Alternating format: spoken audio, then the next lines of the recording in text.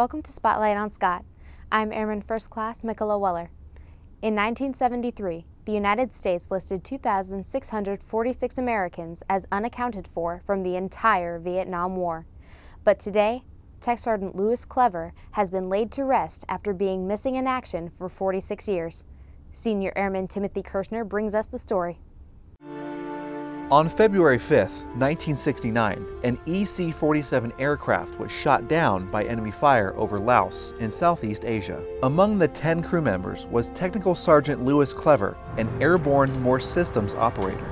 Paul Clever, Tech Sergeant Clever's son, took it upon himself to go to the jungles of Laos in 2012 in order to locate and repatriate his father's remains.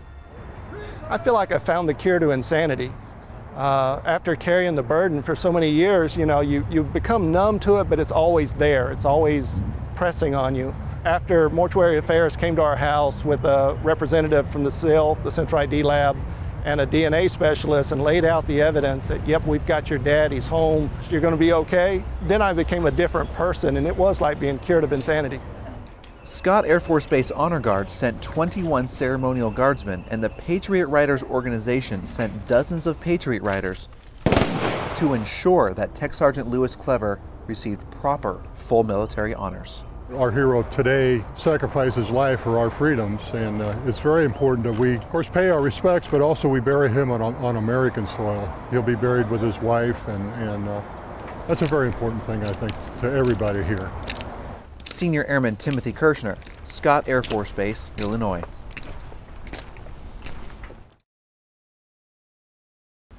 Resiliency is how you react to stressful events.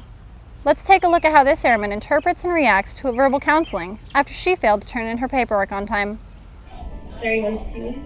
Airman Thomas, why haven't you filed your paperwork yet? It was due 2 weeks ago and I reminded you several times. Sir, I finished my portion of the filing. I gave the rest to Airman Pancho and I'm not sure why it's not completed. I know for a fact that's a lie. I saw it on your desk when I walked by this morning. I don't know why you're always getting on my back about this stuff. I told you, I'll get it done. I'm sorry, sir. I've just been a little overwhelmed with the workload. Really stressed out. I guess I just lost track of it. I wish you had told me sooner. Don't be afraid to come to me with these kinds of things. Let's take a look at your workload and see what we can do. Thank you, sir. The Shiloh Gate on Scott Air Force Base will soon undergo some renovations to improve the efficiency and traffic flow on base. Senior Airman Charles Simonette tells us more about the upcoming gate closure. The sounds of heavy machinery and construction will be filling the air of the Shiloh Gate starting June 8th. Currently morning traffic, we usually have 4 lanes going in. During the construction, we'll be upgrading the barrier system here and also doing road improvements through the traffic coming through the base, so that way there's not many potholes. They'll be fixing some of the road and stuff like that. Tech Sergeant Jeremy Parthemore says that after the Shiloh Gate has been upgraded, the next step will be the Belleville Gate. With the construction going on, there's going to be 2 lanes going in.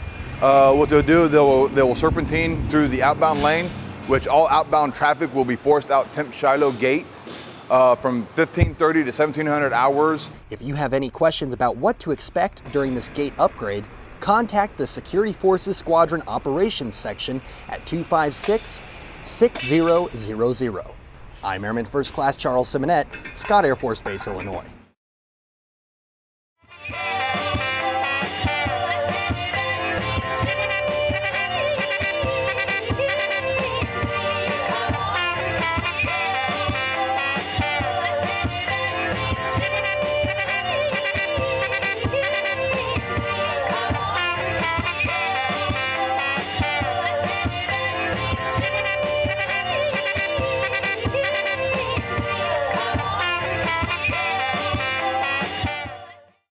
The DoD finished a month-long salute to all military spouses around the globe.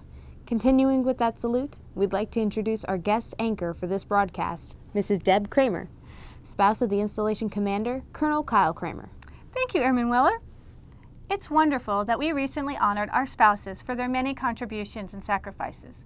However, we know that their support continues year-round. We want to highlight the volunteer work of Miss Stephanie Sheets, one of our super spouses. She saw a need and started an amazing project to help care for our children in coordination with the local school. One of my daughters is in 6th grade, and she came home one day talking about a little boy that was putting stuff in his locker. He had stuff in his shirt. And of course, she went over to him and said, "What are you doing?" And there were milks and juices and stuff that he said, well, they were going to throw this stuff away. Me and my brothers could use this. We don't have this at home. We don't get milk all the time. Well, at that point, I was like, we need to do something. I never thought about there being hungry kids here. You just don't see it. And you don't hear about it, or we hadn't yet. There were 2 other moms trying to get the same thing going at the elementary school. Like a puzzle piece, we came together, and once the superintendent found out about it, he brought us all together. We met, everyone was on board. By the next day, one of the other moms, she started a Facebook page. The very next morning, we had hundreds of hits and likes and comments, people wanting to help, and it just exploded. This was a very simple plan that came together, although at times we joked that we were flying our plane as we were putting it together, because it just came together so quick, and all of a sudden we had all this food and all this stuff that we didn't know how we were going to assemble it, but it came together like clockwork. And if we can do it, anyone can do what might be needed. I want all the kids to know giving, helping is important, and to give when you can, and hopefully some of these kids that are getting the food right now will be able to pay it forward later in life because someone took an interest in them. Thanks for tuning in, Team Scott. Remember to check back for the latest and greatest news from Showcase Wing.